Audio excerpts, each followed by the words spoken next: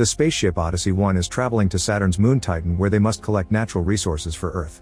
Since the journey takes multiple years, the crew sleeps for most of it and only wakes up every 90 days to do routine checks, maintenance, make sure the ship is on course, and report to Earth. After 9 months, John wakes up as he hears all the usual warnings from the AI, reminding him that the medicine they use for hibernation may cause disorientation and nausea. He tries to take a moment to recover, but Captain Franks tells him to get to work. After a quick shower, John joins Franks and Nash to check on the system. They get a message from Earth wishing them happy holidays and reminding them to get their psych evaluation. John also checks his private inbox, but he's disappointed to find no messages. John starts thinking about his girlfriend Zoe and continues to do so during his psych evaluation. However, when the computer asks him what he misses the most, he answers fresh air. He then confesses to Nash that he forgot Zoe's last name, but Nash tells him not to worry because it's the expected confusion after waking up. Afterward, John continues his maintenance work and remembers the day he met Zoe at a party, which helps him remember her last name. Now John feels much more relaxed. Once all the work is over, the trio sends a message to Earth saying everything is fine and they go back to their hibernation pods. As John falls asleep, he remembers the day he saw Zoe the second time during a presentation about the Titan mission. The video showed how the ship would have to do a slingshot maneuver around Jupiter that would launch them towards Titan. The resources found there would be used as clean energy for Earth and fight against the damage humans have caused to the planet. The next time John wakes up, he makes sure to eat well and do some exercise. Later, while he's working, he hears a voice calling his name and starts following it, but finds nothing. Suddenly the ship starts shaking and turning as the lights flicker. The AI sends a warning message before John watches some screws fall from the ceiling, leaving a panel shaking too. When he reaches out to touch it, the panel falls and hits him in the head, knocking him out. John dreams of a crying Zoe before he wakes up, finding Franks and Nash checking on him. They said they don't know what happened to the ship because John was the only one awake when it happened. When John enters the hole left by the fallen panel, he discovers various of the ship's internal components received heavy damage. Next, the astronauts check the exterior video feeds and notice part of the hull was damaged as well, but they don't find the moment of impact on the recordings and there are no error messages sent by Earth either. They reset the power in the system, but everything looks fine. Franks decides to go check the damage again while John records a message for Houston explaining the situation. While doing so, he remembers his next meeting with Zoe at a cafe and how she helped him with a video game level he was stuck at. They ended up talking a lot and John shared how he had no family, which was why he had a good chance to be chosen to go to Titan. In the present, Franks points out that since everything is working well and there doesn't seem to be any dangers for the crew, they should continue with the mission as planned. Nash protests, saying it's too early to tell, so Franks starts considering the possibility of the ship having structural stress that caused it to decompress. John refuses to believe it since Zoe was one of the designers, but Nash runs with it, saying this could end up in an explosion when they do the slingshot. Frank tells them to work on repairs while assuming structural stress is what's happening and once again announces they'll continue as normal until they receive word from Earth. While working, John keeps thinking of Zoe and the night he visited her at her home to finally have their first time together. He's suddenly woken up by Nash, who still thinks flying on a damaged ship is an awful idea and they should abort the mission. At that moment, the lights and screens flicker for a few seconds and quickly return to normal. Nash runs diagnostics, yet there's no sign of power failure. They're interrupted by Franks calling them to his office, revealing he heard their conversation. He points out that if they go back to Earth and Houston confirms there's nothing wrong with the ship, they'll be in big trouble. Franks reminds them they must work together as a team and sends them back to their pods. John starts getting ready and remembers the morning after with Zoe, who said they should just be friends with benefits because he could be leaving soon. Nash approaches John again and tells him that instead of choosing 90 days of sleep, he should set 89 days and 12 hours.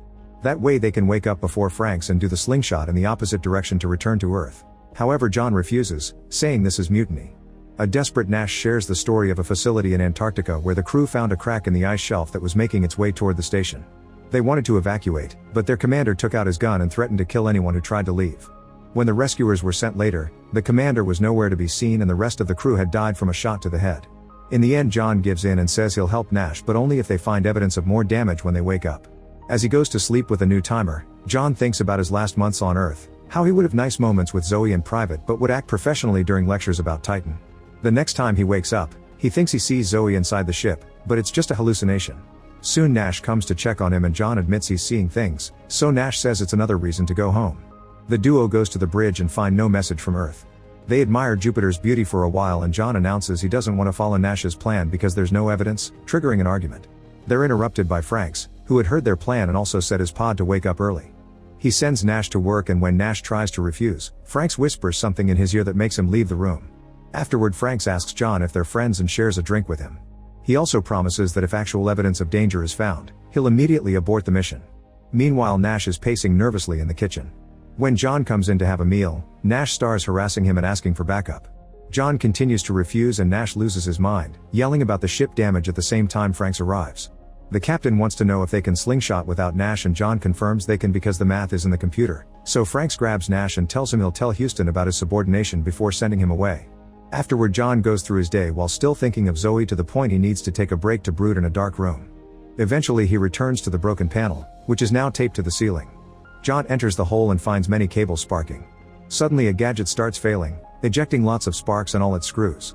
Then the damaged part of the hole cracks open and John has to hold on as space tries to suck him out, but he isn't strong enough and his body floats away into the void. At that moment he wakes up and realizes it had been a hallucination. Franks announces it's time to do the slingshot and Nash begs John not to do it, but he ignores him. As he makes his way to the bridge, John thinks of the time he and Zoe discussed moths and how flying toward the light is survival instinct. Soon Franks and John are at the controls, but Nash is only allowed to watch. After lots of calculations and preparations, they start activating the thrusters and the ship flies around Jupiter. Suddenly the AI announces there's a system overload, yet Franks tells John to keep going. Inside the panel hole, the unit keeps on sparking. As the ship shakes like crazy, it finishes flying around Jupiter and John presses the button, pulling off the slingshot just in time. The maneuver is successful and the ship stabilizes with the system confirming they're on course to Titan. After celebrating with a drink, John does more exercise followed by maintenance work. He checks on the radios and hears a weird noise, so he puts his ear close and is startled by a voice yelling his name. He takes the radio to the other astronauts, who say they weren't using the comms. It could have been an echo, but the radar doesn't show anything for 1,000 miles. Nash says it was another hallucination and Franks announces it's time to go back to sleep. This time John dreams about the moment he got a call confirming he was chosen for the mission. However, when he told Zoe, she didn't look happy. She admitted she broke their agreement and fell in love with him, but John only replied this was bigger than them. A hurt Zoe confessed she voted against him because she didn't want him to go, so John dropped his key and left. The next time John wakes up, he feels dizzier than usual. He runs around the ship to clear his mind, yet he can't stop thinking about Zoe. When she suddenly appears nearby, John follows her while repeating that it's just in his head. He's stopped by Franks, who tells him Nash found something in the reactor room and needs help. Franks is worried about John's health and John snaps, yelling about the hibernation being torture. He calms down quickly and swears he's fine, but Franks still reminds him that Zoe isn't in the ship. Then John joins Nash, who explains the reactor output starting to escalate. It appears to be minor, but they have to stop it from getting worse or they won't finish the trip. Nash admits he isn't feeling well, so he asks John to double-check his numbers before presenting them to the captain. John uses the chance to ask Nash why Franks knew he was hallucinating Zoe and Nash swears he didn't say anything, only to have a breakdown as he doubts his own memories. Nash confesses he can't remember his parents' names or faces and John tries to assure him it's just the side effects of the medicine, but Nash begins poking at his memories of Zoe and saying she may have found someone new. Josh pushes him back as Nash starts making weird noises, only for him to say they can still go back. His anger growing, Josh gets more aggressive as he tells him to shut up, revealing that there are no numbers on the screen because Nash hallucinated them all. At that moment Franks calls them to the bridge and Nash still reports something wrong with the numbers. Franks shows them the screens and confirms the error, which they must solve to reach Titan safely. He also reveals someone issued a low-level command to the reactor to cause these abnormalities on purpose. The last login belongs to John, but Franks thinks it was Nash using John's password. Suddenly Franks takes out a gun and announces they're going back into hibernation.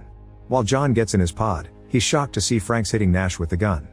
The men fight for the weapon and Nash is pushed against John's pod as Franks starts pounding his head with the gun. John can't see the end because he falls asleep. This time John dreams of the night before the trip when he visited Zoe to say goodbye. She apologized for everything and wondered if he ever loved her, but once again he avoided the question. The next time John wakes up, he's feeling sicker than ever before and throws up as he has flashes of Franks killing Nash.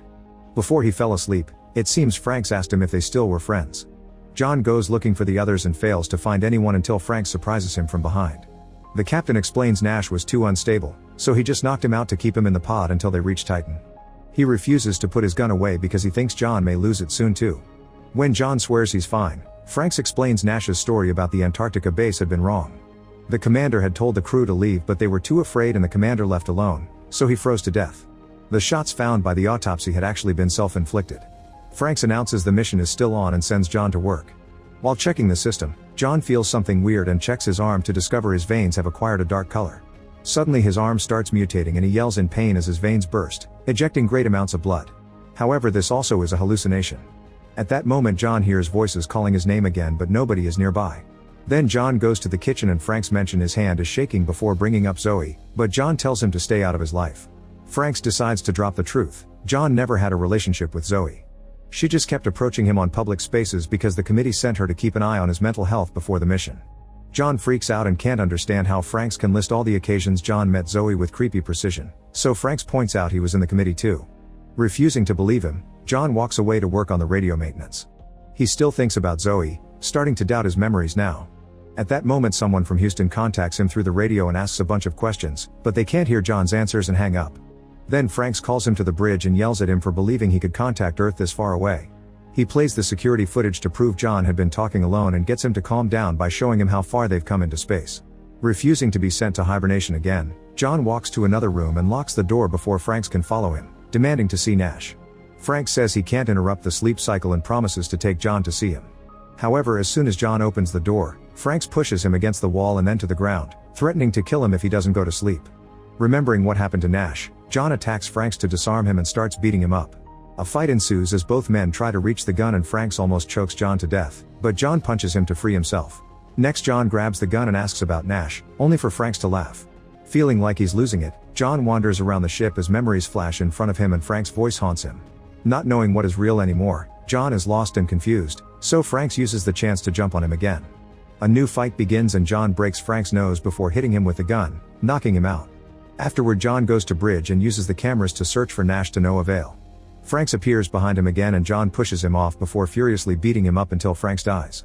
Next John asks the AI where Nash is, and the AI says he's alive on the bridge.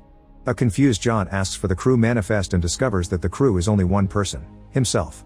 His full name is John Franks Nash, and he's been hallucinating the other two astronauts all along. Realizing he's alone, John has a breakdown and considers self-deleting, but instead he goes to the radios and tries to contact Earth. To his shock, Zoe answers. He isn't sure if she's real but he tells her everything about the other astronauts, admitting he may be going crazy. Zoe explains they've given him a larger medicine dose by mistake, which is why he suffers hallucinations. She also confirms he's the only crew member and drops a bigger reveal: the ship never left. John fell asleep before the launch and was put in a training facility in New Mexico. They built a perfect replica of the ship and put it 1,000 feet underground to test the effects of hibernation and isolation on the human mind. Zoe says she didn't know either or she wouldn't have let it happen. John mentions seeing Jupiter and the slingshot, but Zoe explains it was all a simulation. The incident that caused the damage to the hull and the panel had been an earthquake, which explains why he didn't see anything on camera. That earthquake cut all communications for a while and that's why Zoe couldn't call him before to warn him about the medicine. Now it's finally over, Zoe tells him to simply walk through the airlock to find the rescue tunnel. John immediately gets ready to leave, only for Franks to appear again and tell him not to do it. Franks insists the conversation with Zoe had been the actual hallucination because John's mind was desperate for an explanation that made the situation make sense. However, John refuses to believe Franks is real and opens the airlock anyway, saying he wants to go home. Franks walks away and John tells Zoe that he loves her before the AI opens the final door. An underground tunnel awaits outside and John sees the fake ship above him. The area starts shaking as John hears voices promising to rescue him and machines digging into the ground. He climbs a ladder and yells to indicate his location. At that moment a light flickers and when John touches it, he remembers the moth conversation about light. It turns out he truly is in space and his body is ejected into the void. Make sure to subscribe and turn on notifications so you can watch more videos like this. Thanks for watching.